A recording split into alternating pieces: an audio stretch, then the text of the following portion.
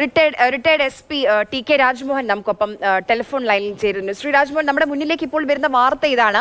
പോലീസിനെ കണ്ട് ഭയന്ന് കയ്യിലുണ്ടായിരുന്ന MDMA പൊടി വിഴുങ്ങിയ ഒരു യുവാവാണ്, ചെറുപ്പക്കാരനാണ്, മരിച്ചു എന്നുള്ള വിവരമാണ് വരുന്നത്. അപ്പൊ ഇത് എന്താണ് മരണകാരണം? പ്ലാസ്റ്റിക് ഉള്ളിൽ ചെന്നതാണോ, വലിയ തോതിലുള്ള ഈ MDMA ഉള്ളിൽ ചെന്നതാണോ, നമുക്ക് അറിയില്ല.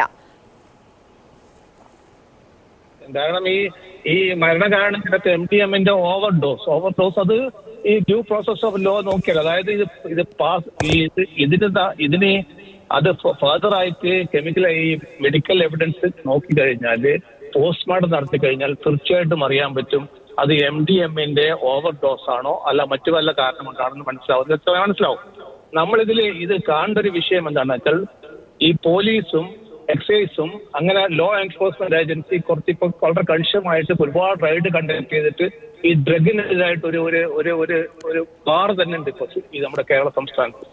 അപ്പൊ ഏജൻസികൾ ഇങ്ങനെ നോക്കുമ്പോൾ, ഇങ്ങനെ വളരെ സീരിയസ് ആയിട്ട് ഈ ഡ്രഗ് കേസുകൾ പിടിക്കുമ്പോൾ അതിന് ഓവർക്ക് ചെയ്യാൻ വേണ്ടി ഇതുപോലെയുള്ള കാരിയേഴ്സോ ഇതുപോലെയുള്ള ബിസിനസ്സുകാരോ അല്ലെങ്കിൽ കച്ചവടക്കാരോ എല്ലാം ഇങ്ങനെയുള്ള എക്സ്ട്രീം സ്റ്റെപ്സ് ഉപയോഗിക്കും.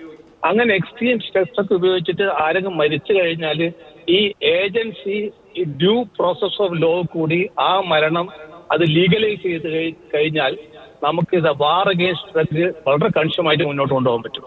അപ്പൊ ഇത്തരത്തിലുള്ള ആക്ടിവിറ്റി, അതായത് ഈ ഡ്രഗ് പെഡ്ലേഴ്സിന്റെയും ഡ്രഗ് വിൽപ്പനക്കാരുടെയും ഇത്തരത്തിലുള്ള ചില ആക്ട് കൊണ്ട് ചില സീരിയസ് ആയിട്ടുള്ള മരണമൊക്കെ സംഭവിക്കുന്നുണ്ടെങ്കിലും ഇത്തരത്തിലുള്ള കാര്യങ്ങള് ഈ ഡ്രഗ് എൻഫോഴ്സ്മെന്റ് ഏജൻസികളെ തളർത്തരുത് എന്നാണ് നമുക്കൊക്കെ പറയാനുള്ളത്. കാരണം ഈ ഏജൻസി ഇപ്പോഴും എല്ലാവരും എക്സൈസും പോലീസും മറ്റ് ലോ എൻഫോഴ്സ്മെന്റ് ഏജൻസിയും ഇതിനെതിരായിട്ട് വളരെ സീരിയസ് ആയിട്ടുള്ള ഒരുപാട് റൈഡുകൾ കണ്ടക്ട് ചെയ്തുകൊണ്ടിരിക്കുകയാണ്. അപ്പൊ ഇങ്ങനെ റൈഡ് കണ്ടക്ട് ചെയ്യുമ്പോൾ ഇത്തരത്തിലുള്ള കാരിയേഴ്സോ പെഡലേഴ്സോ ഒക്കെ ഇങ്ങനെ വിഴുങ്ങാനും അല്ലെങ്കിൽ എടുത്തെറിയാനൊക്കെ അങ്ങനെ ട്രൈ ചെയ്യും. അപ്പൊ ഇത്തരത്തിലുള്ള ട്രൈ ചെയ്ത് കഴിയുമ്പോൾ ഏജൻസികൾ എന്ത് എക്സ്ട്രീമായ സംഭവം ഉണ്ടായാലും അത് ഡ്യൂ പ്രോസസ് ഓഫ് ലോയിൽ കൂടി ലീഗലൈസ് ചെയ്യണം. അപ്പൊ ഈ കേസിൽ ഇവിടെ ഇപ്പൊ അയാൾ മരിച്ചിരിക്കുന്നത് ഈ ഓവർഡോസ് കൊണ്ടാണോ എന്നൊക്കെ ഈ മെഡിക്കൽ എക്സാമിനേഷനും ഈ പോസ്റ്റ്മോർട്ടത്തിലും മനസ്സിലാവും. ശ്രീ രാജ്മോഹൻ, ഇപ്പൊ കോഴിക്കോട് മെഡിക്കൽ ഇത് വിഴുങ്ങിയത് MDMA ആണ് എന്ന് പോലീസിനോട് പറഞ്ഞതിന് പിന്നാലെ പോലീസ് കോഴിക്കോട് മെഡിക്കൽ കോളേജ് ആശുപത്രിയിലേക്ക് ഈ യുവാവിനെ എത്തിച്ചിരുന്നു. സ്വാഭാവികമായും ഇത്രയധികം ലഹരിയാണ് ഉള്ളിൽ ചെന്നതെന്ന് പറഞ്ഞതിന് ശേഷം നമുക്ക് ഈ സ്റ്റൊമക്ക് ക്ലീൻ ചെയ്ത് അതിന്റെ ഒരു പ്രൊസീജിയർ എത്ര സമയമെടുക്കും, അതിനെപ്പറ്റി അറിയുമോ? അല്ല, അത് നമ്മൾ എക്സ്പേർട്ട് ഒരു പോലീസ് ഓഫീസറാണ് പറഞ്ഞത്. അതിനെ കുറിച്ചുള്ള എക്സ്പേർട്ട് ഒക്കെ ഇത് പറഞ്ഞത് മെഡിക്കൽ എക്സ്പേർട്ടാണ്. കാരണം സാധാരണ നമുക്ക് ജനറൽ നോളജ് വെച്ച് പറയുകയാണെങ്കിൽ ഇതുപോലെയുള്ള ഈ സ്റ്റോക്ക് വാഷും ബാക്കി കാര്യങ്ങളും ചെയ്ത് കഴിഞ്ഞിട്ട് അയാളുടെ ഈ സ്റ്റോക്ക് വാഷിൽ നിന്ന് മനസ്സിലാക്കാൻ പറ്റും ഏത് ടൈപ്പ് ഓഫ് ഡ്രഗ് ആണ് എന്താണെന്ന് മനസ്സിലാക്കാൻ പറ്റും. പക്ഷെ അയാൾ മരണപ്പെട്ടിട്ടുണ്ടെങ്കിൽ അത് പോസ്റ്റ്മോർട്ടത്തിൽ ഡീറ്റെയിൽ ആയിട്ട് പോസ്റ്റ്മോർട്ടം എക്സാമിനേഷനിൽ കൂടി മാത്രമേ മനസ്സിലാവൂ. അതാണ് ഇപ്പൊ അടുത്ത് ചെയ്യാൻ പോകുന്നത്. അതിനൊരു മെഡിക്കൽ ടീമും എക്സ്പേർട്സും അതിന്റെ ബാക്കി കാര്യങ്ങൾ ചെയ്യണം. അപ്പൊ അങ്ങനെ ഡ്യൂ പ്രോസസ് ഓഫ് ലോ അവിടെ നടപ്പാക്കണമെന്നാണ് എനിക്ക് തോന്നുന്നത്. താങ്കൾ പറഞ്ഞ ഒരു കാര്യം മനസ്സിലായി. അതായത് ഇത്തരത്തിലുള്ള ലോ എൻഫോഴ്സിംഗ് ഏജൻസീസിനെ ഈ ഒരു കാര്യത്തിൽ കുറ്റപ്പെടുത്താതെ, ഒരുപക്ഷെ താങ്കൾ പറഞ്ഞതുപോലെ ഇങ്ങനെയുള്ള ശ്രമത്തിന്റെ ഭാഗമായിട്ടുള്ള മരണത്തെ അത് ഈ അന്വേഷണ ഏജൻസികളുടെ തലയിൽ വെക്കാതിരിക്കാനുള്ള ഒരു ശ്രമം ഉണ്ടാകണം എന്നാണ് താങ്കൾ പറഞ്ഞത്. അത് പൂർണ്ണമായി മാനിക്കുന്നു. പക്ഷേ എങ്കിലും ഇയാളുടെ ഒരു ജീവനാണ്.